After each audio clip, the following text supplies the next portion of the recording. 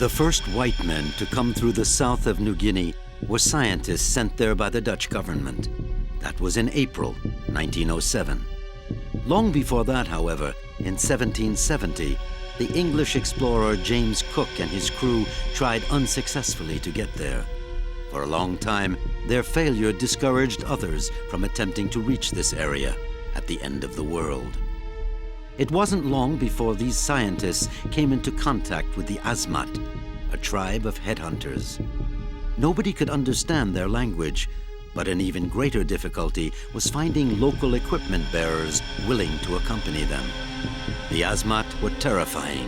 Their neighbors, the Mimikans, called them We Mana We, the men who eat men.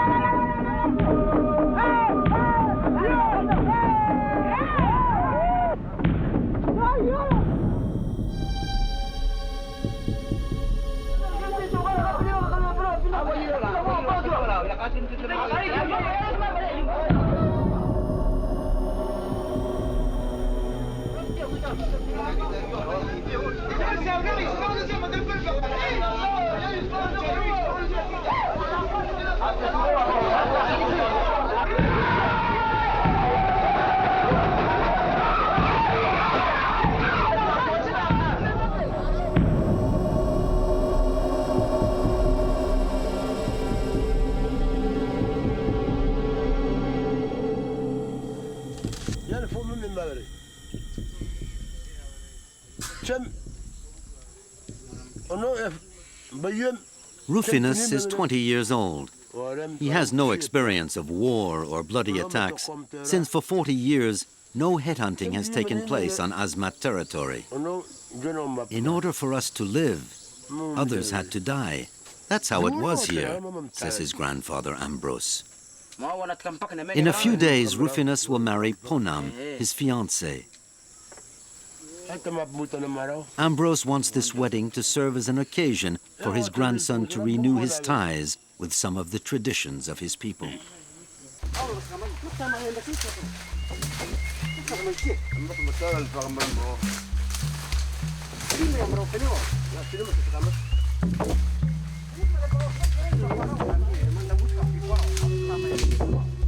The first test for Rufinus will be to capture and kill a cassowary, a large land bird that lives alone in the depths of the jungle. If he succeeds, the future groom will have proved to everyone that he is a skilled hunter capable of managing on his own as the head of his family.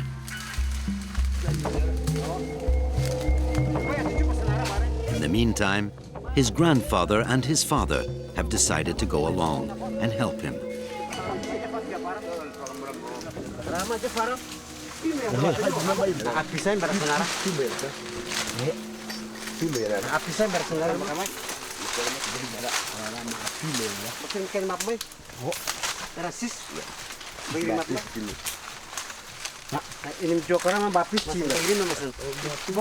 The Asmat dread being face to face with the cassowary. Ambrose had that unfortunate experience once. One day, a huge male jumped on him and slashed him with his claws. Had his father not intervened with his bow and arrow, Ambrose might not be here today.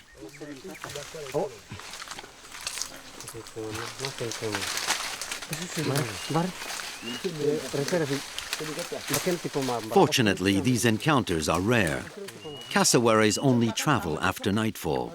During the day, when they rest, the jungle is too thick to see them. The hunters therefore have no other choice but to look for their tracks and make traps to capture them.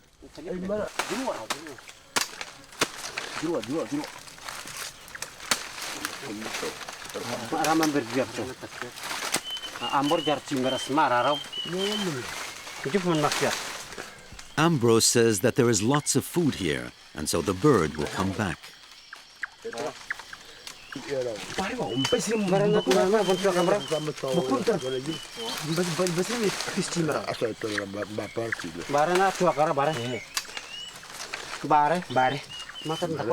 Rufinus must learn and remember every one of these gestures.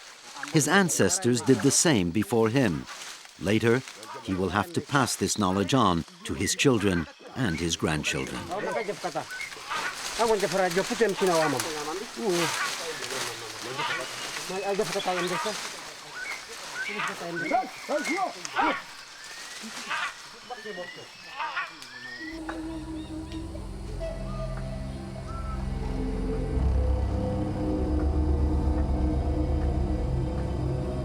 Biwar Laut is one of the largest villages on Asmat territory. More than 600 people live here. In the past, when they had to protect themselves from enemy attacks, small groups of Asmat would settle at the edge of the water. At low tide, these rivers would dry up quickly, and it was impossible for the enemy to get through the mud.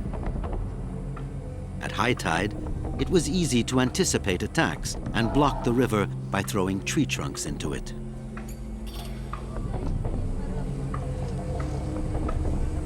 Today, the inhabitants of Biwar Laut live in peace with their neighbors.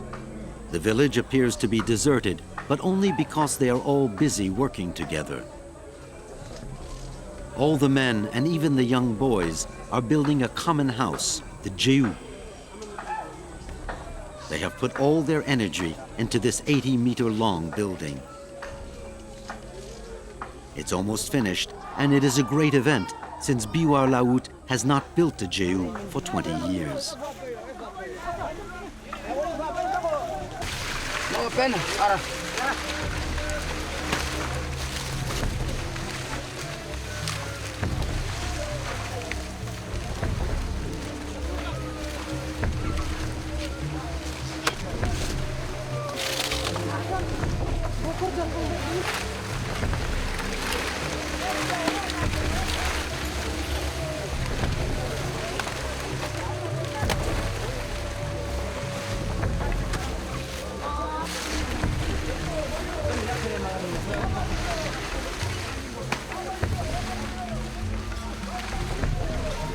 Two other very old Jehu already exist in Biwar Laut.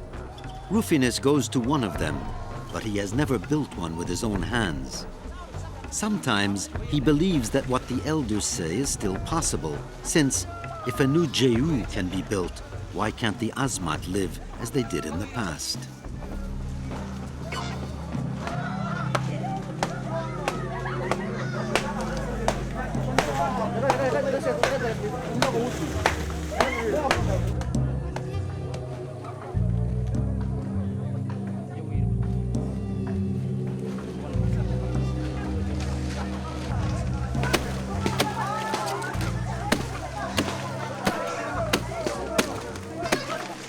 The nipa palm tree is used for building the Jehu.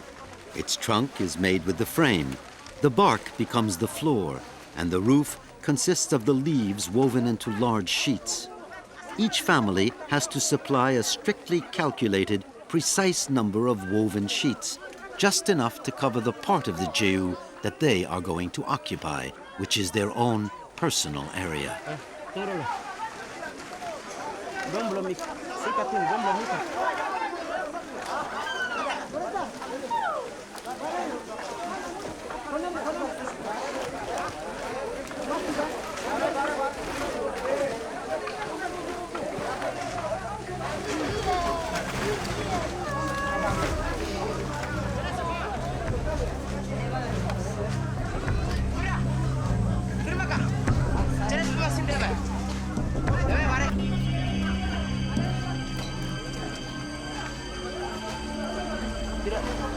Ada rasanya jenuh, biru, pos biru.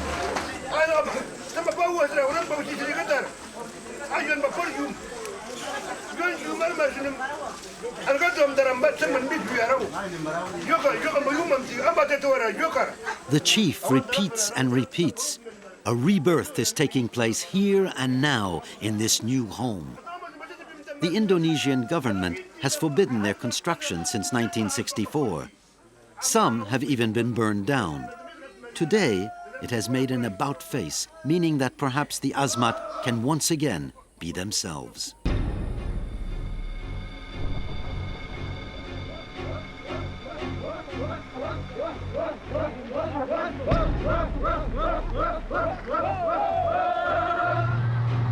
The most important outside influence in Asmat life was the arrival of Catholic missionaries in the 1930s.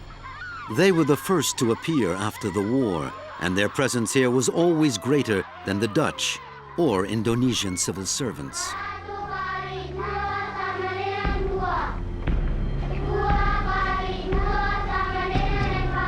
They were also the first to become familiar with the many Asmat languages. They built dispensaries and schools and trained catechism instructors. However, they had a difficult time convincing children to give up their nomadic lives and not to follow their parents into the jungle looking for food.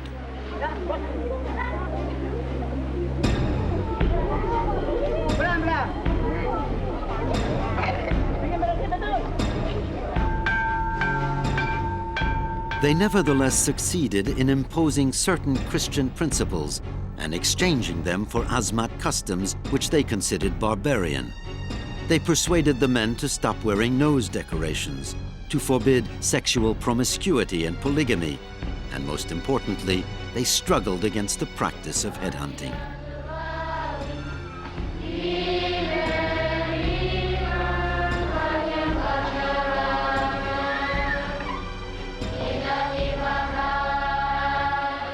Although they left their mark, very few Asmat became Catholic, and those who did not remain so for long.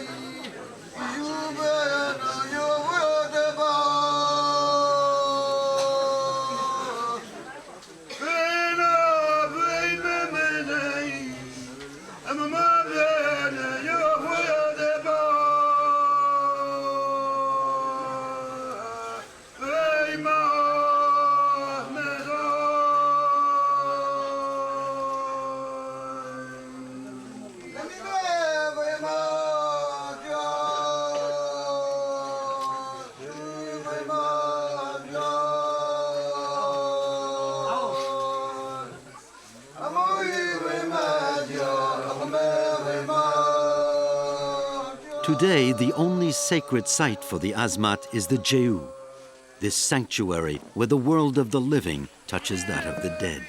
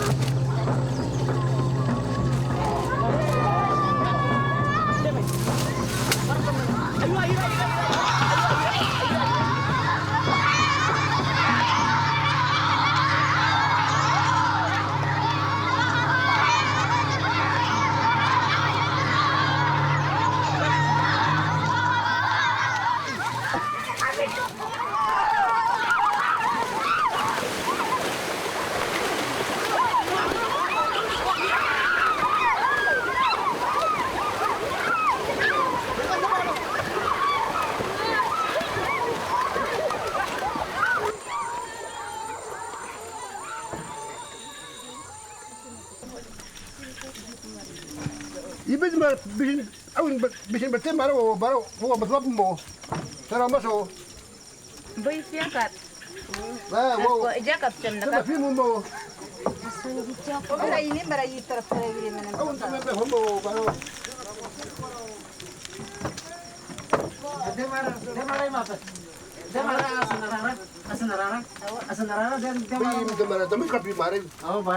Tonight, Ponam's family is paying a visit to Rufinus's parents to discuss the gifts the young man must offer for the wedding. Everyone knows each other already, but the official introduction is a symbolic and impressive ritual for the future couple. The guests arrive, guided by torches, which they blend together in their host's home.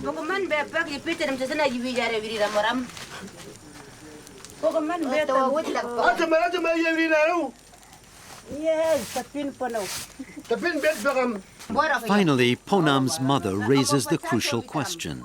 This is always the wife's role, and she takes it very seriously. In Asmat culture, the women exercise the greater part of the social pressure.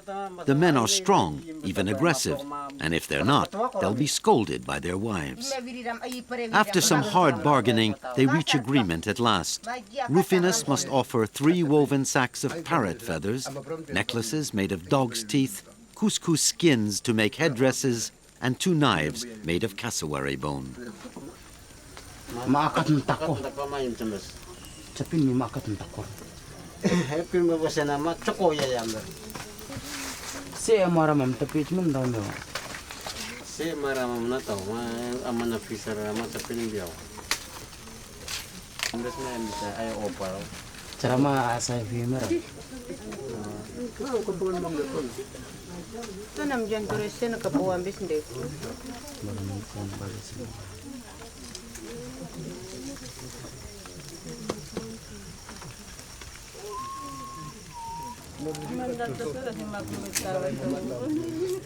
To seal their union, the family shares segu, the Asmat symbolic food which has enabled an entire people to survive for centuries. It's Rufinus's job to distribute it.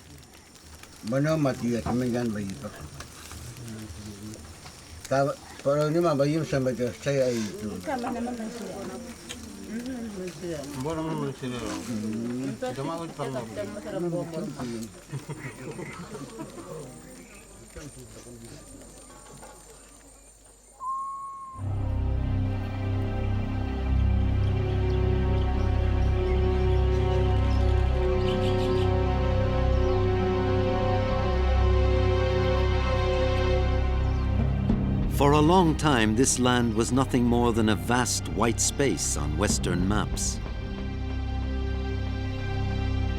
And yet, the Asmat have always lived here in southwestern New Guinea, the 2nd largest island in the world. Recently, the people of Irian Jaya have received permission from the Indonesian government to give their land a name with which they can identify: Western Papua.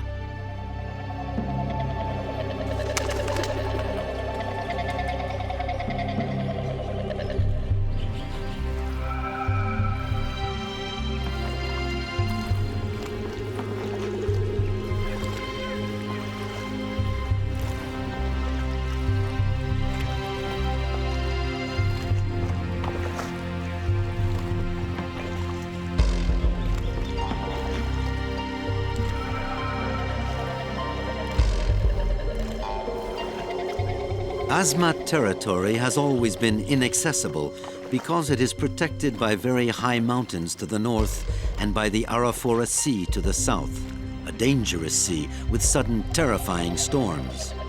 This is why they have been able to preserve their culture.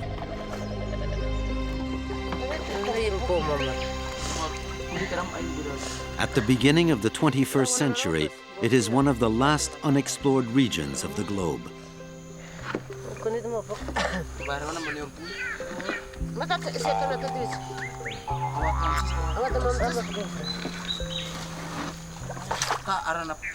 The Asmat have always survived without cultivating the soil. They hunt, gather food, and fish. The hot, humid climate, however, doesn't permit them to store anything, and so the search for food is a daily activity.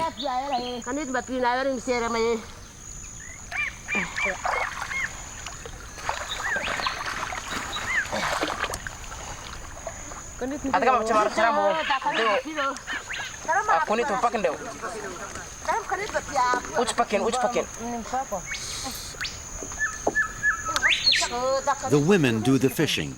The men are here just to protect them. Although the Asmat are no longer threatened by surprise attacks, they have kept their traditional distribution of tasks. The men defend the territory, while the women are responsible for the family's sustenance.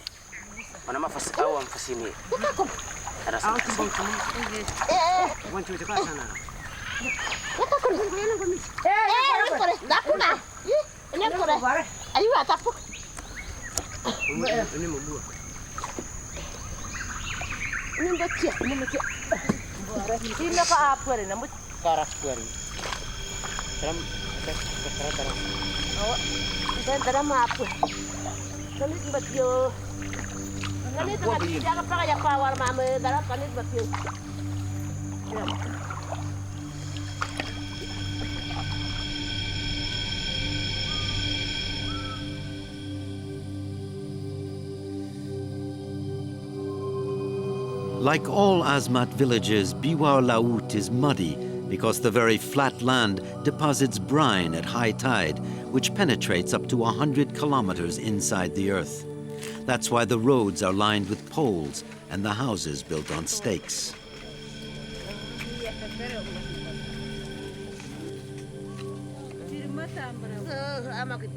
The Asmat build large houses, big enough for entire families. Rufinus lives in his father's house, along with his sister and her family, his brother and his mother. Everyone works together as well.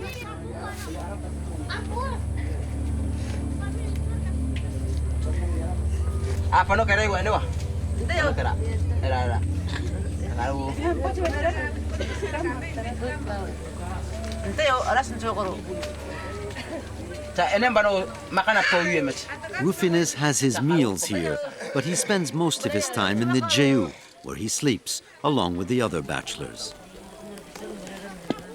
Once he's married, he will live with his wife's family. Nobody here lives alone. There's always someone to watch the children and the sick when the women leave for the ocean or the jungle. Thus, all food is shared.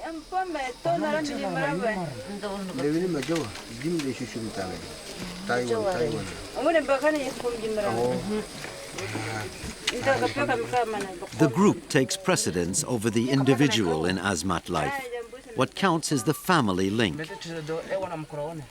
The real father of a young boy is his maternal uncle, because a child is considered to be the descendant of his mother.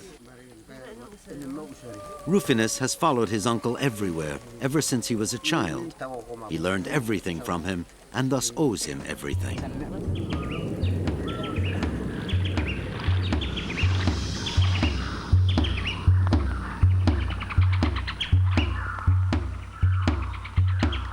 Thanks to his uncle, Rufinus learned to find food in the jungle, to avoid traps, and to find the tree of life, the sago palm.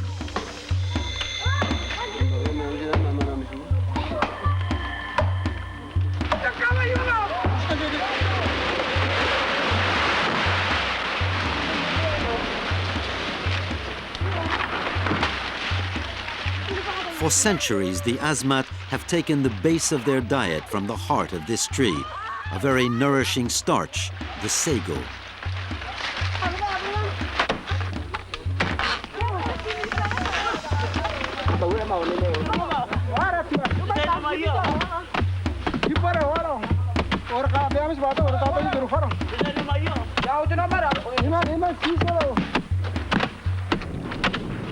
Once the tree is felled, the men remove the stringy marrow in the trunk. Then they knead it with water to remove the starch. The liquid, which is filtered through the tree's bark, and a whitish flour fall to the bottom. Then the water is removed, leaving the compacted starch. It's hard work, but 50 kilograms of flour can be obtained in half a day with just one tree, making it more than worthwhile. And sago palms are inexhaustible.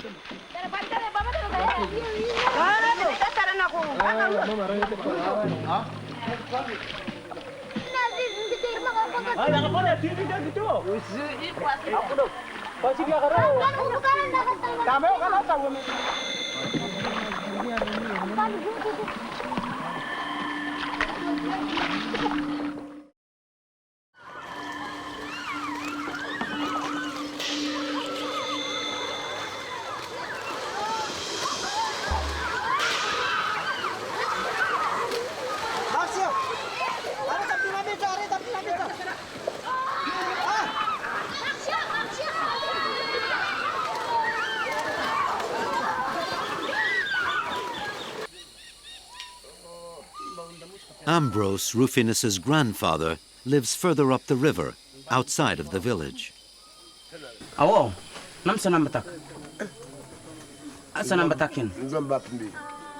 Rufinus knows that for his grandfather it is very important that he be married according to tradition, that he offer the ritual presents and kill a cassowary.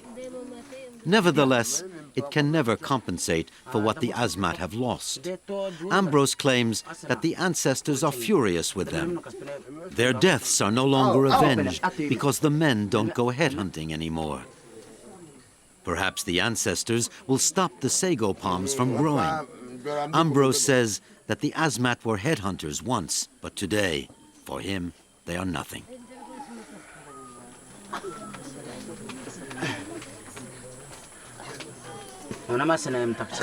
And yet the Asmat are still here. Children are born, Rufinus is getting married, life goes on.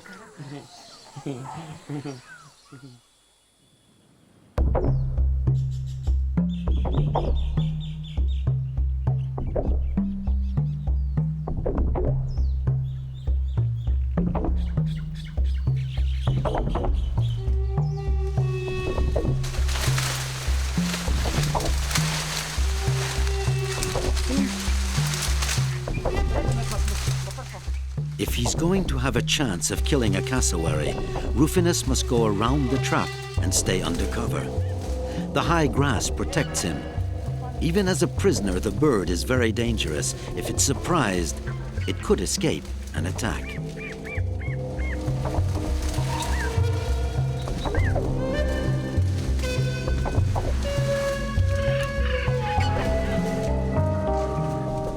The Asmat have always identified themselves with the cassowary. In the past, when they left to go headhunting, the men would draw its footprint on the soles of their feet, their calves, and their thighs. They have always tried to capture the bird's speed and strength. They used to sculpt the great bird in wood for their boats and their axes to become part of it symbolically.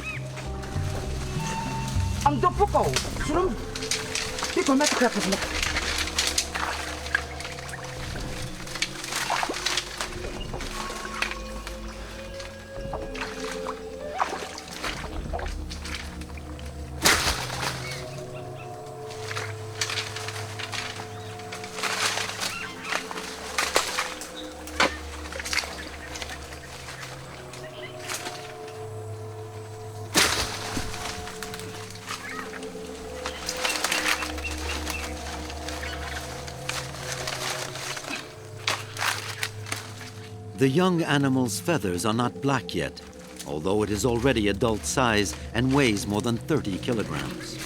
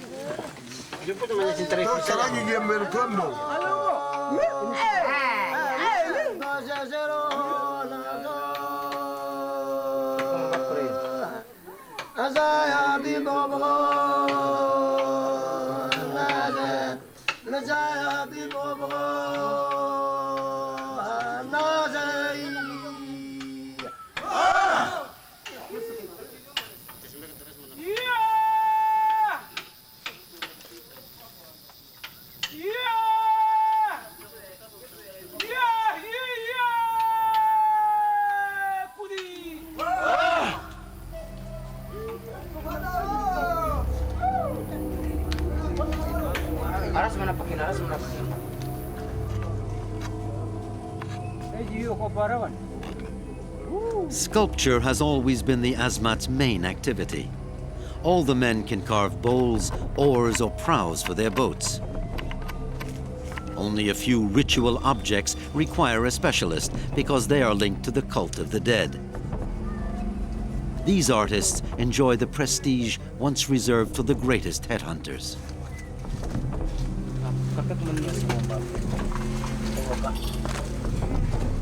In Asmat society, where there is no real hierarchy, being a sculptor enables the artist to exercise a political function. And yet these men are not paid for their work. The person who commissions the sculpture simply feeds the artist while the work is being carried out. 3 objects play a decisive role in Asmat culture. They must compensate for and appease the spirits. That is why they are not considered to be works of art, but religious objects. These objects are the bij, the shield, and the drum.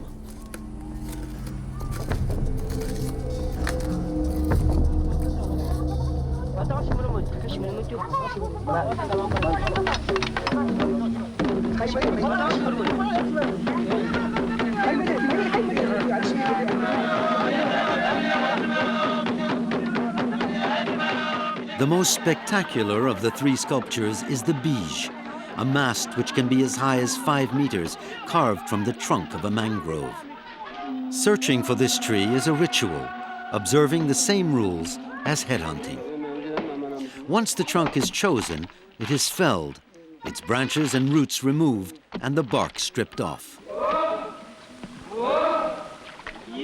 Then it is carefully carried to the boat by the men who are in ritual attire for the occasion.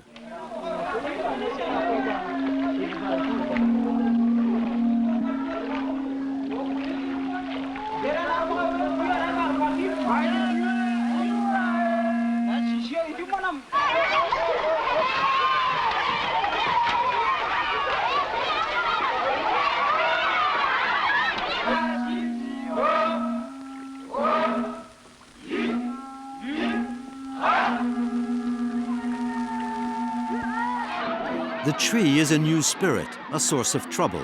The women of the village don't want it.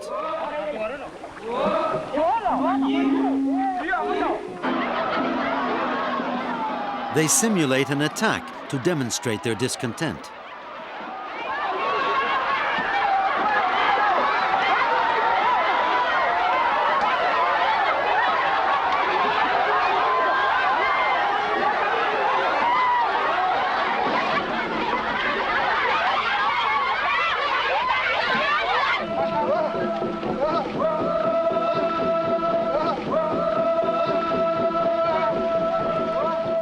The trunk, however, is finally accepted and officially welcomed.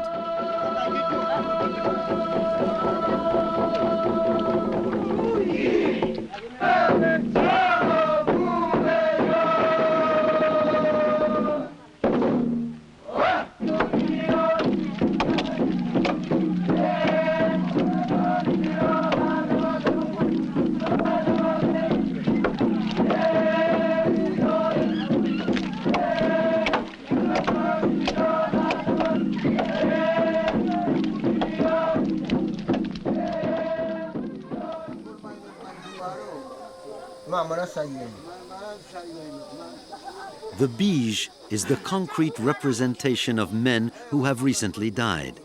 No death is considered natural in Asmat culture. The dead must be avenged. In the past, the bij was associated with headhunting. After raising the mast, the men would leave on their raid. The bij was not a work of art, but a promise made to the dead. It was used to convince the spirits of these men that they could leave in peace for Safan, the realm of the soul. The bij is a ritualistic pirogue which carries the dead and accompanies them on their final voyage.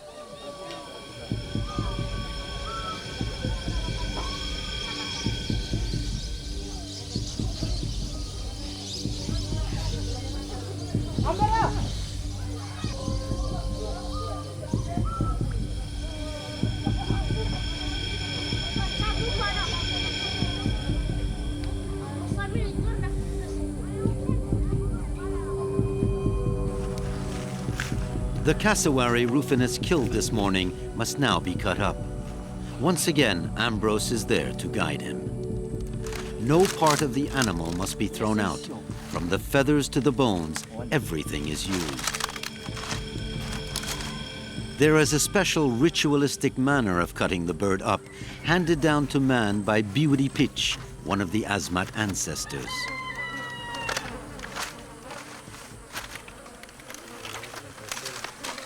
The legend says that Biwidi Pitch was the first man to have practiced headhunting. He killed his brother at his brother's request, and suddenly the head began to speak. It guided Biwidi Pitch, indicating each and every step involved in cutting up a man. Today, this ritual is still used, but for cutting up a cassowary.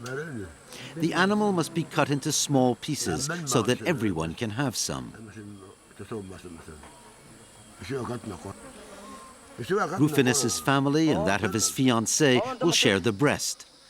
The young man will get the heart, which will bring him luck in future hunts. But what is most important for Rufinus is receiving the thigh bone, which Ambrose hands to him. He will learn how to use it to carve a knife for himself.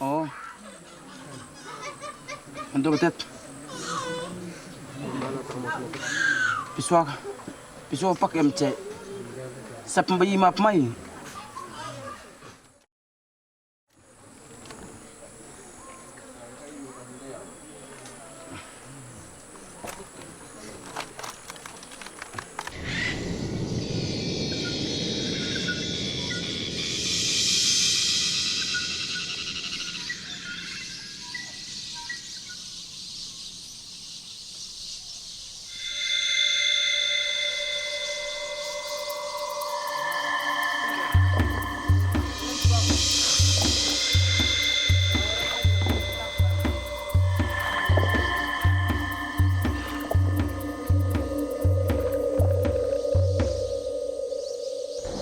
In addition to the cassowary, another equally mythical animal, the couscous, is greatly sought after. Behind the natural discretion of this small marsupial lies many legends. Borpich, the ancestor who founded the Asmat people, cheated on his wife one day. He beat his young mistress so that she would keep their secret. The girl escaped the angry Borpich, preferring to climb to the mountaintop and never come down. She transformed herself into a couscous and decided to sleep among the trees during the day and go out looking for food at night.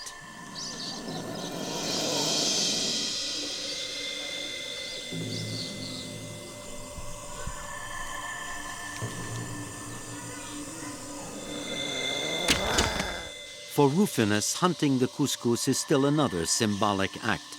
The animal eats fruit from the trees to survive, just as the men used to eat human heads.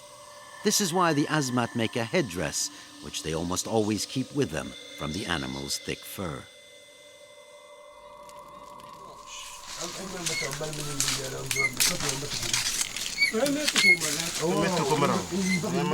Rufinus's wedding is going to take place in the next few hours. It's time for Ponam's parents to give her some final advice and recommendations. In everyday life, an Asmat woman has the power to impose decent behavior on her husband. If he commits an error, custom authorizes her to make it known throughout the village. The Asmat say that life comes from the woman's stomach, just as flower comes from the heart of the sago palm.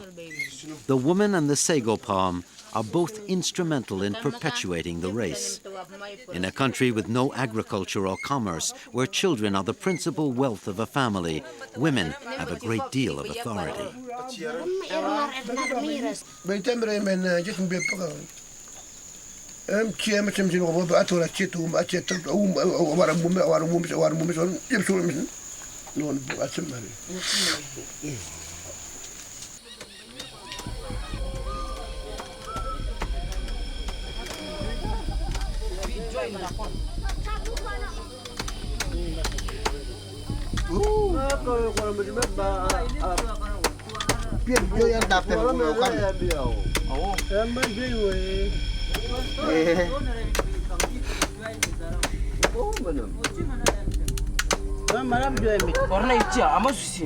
Asmat country is a land without rocks.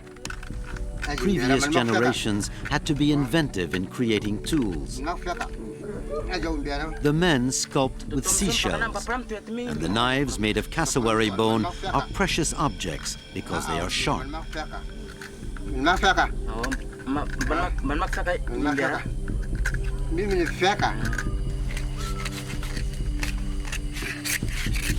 Today, Rufinus's uncle is helping him to make his first knife. The young man's job is to watch and then to imitate him. This is why the Jehu is so important to the Asmat. It has always been a school of life for young men.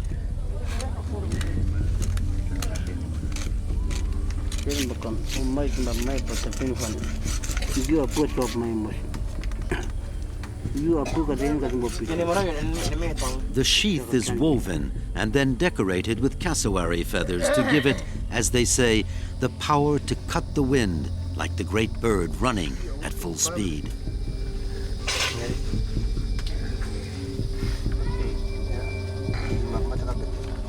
For Rufinus, knowing how to carry his knife is a sign that his peers respect him. In the past, a man could not show such a weapon unless he had killed one of his own kind. It was proof that he was a great headhunter. Although men no longer kill other men here, it remains a key moment in the life of a young Asmat.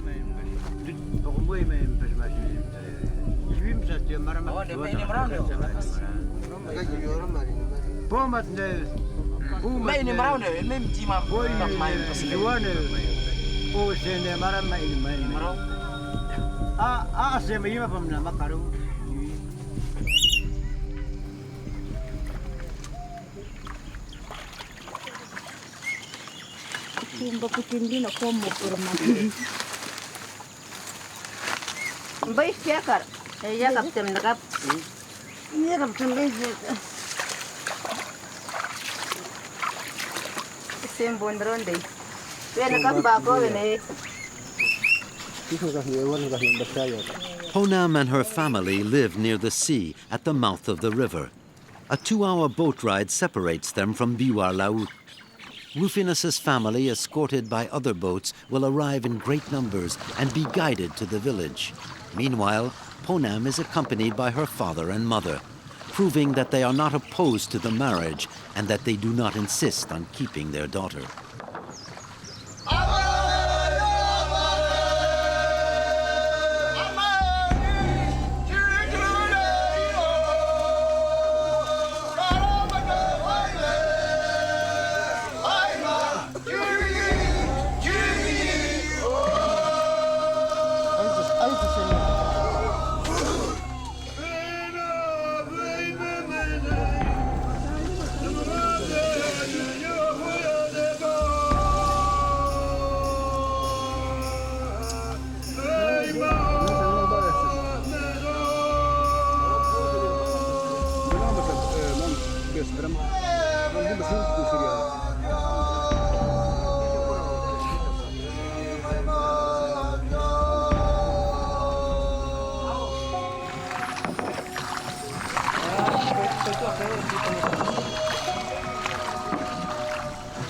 The men paint their faces in white, red, and black.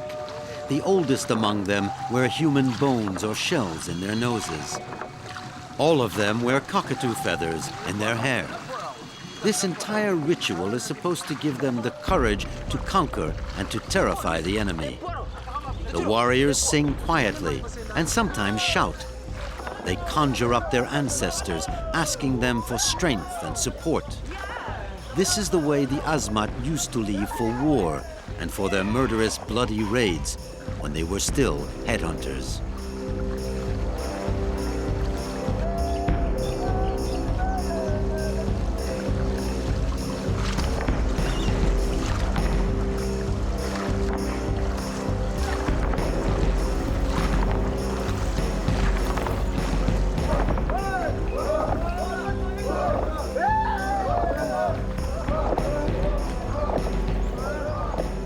Today, the oars cut through the waves for a happy occasion. Instead of hate, there is a contained joy and undoubtedly a lot of emotion for Rufinus, the young Asmat.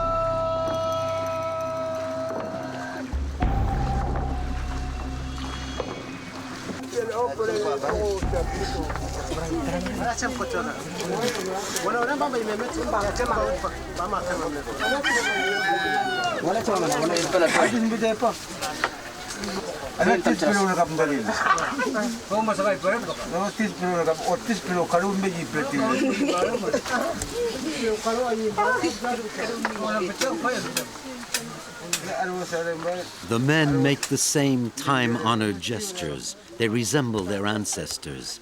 It was they who a long time ago organized the world. This world order represents the Asmat's collective memory. Nevertheless, one day this order was overturned. Can one honestly say that nothing has changed when headhunting has disappeared? The Asmat collect sago as they've always done, and they still paint their bodies white. Even more importantly, they are still sculptors.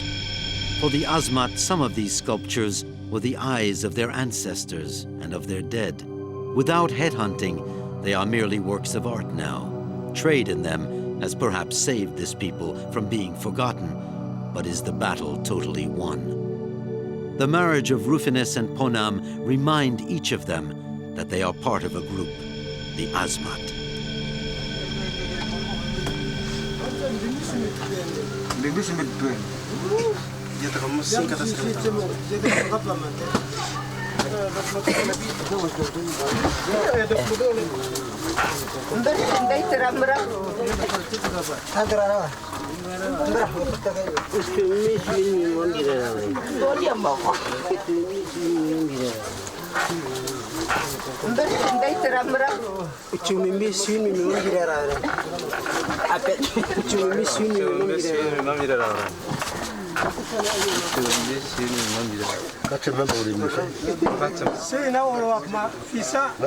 Now, Ambrose says, our two families are united like the roots of the bamboo and the coconut palm.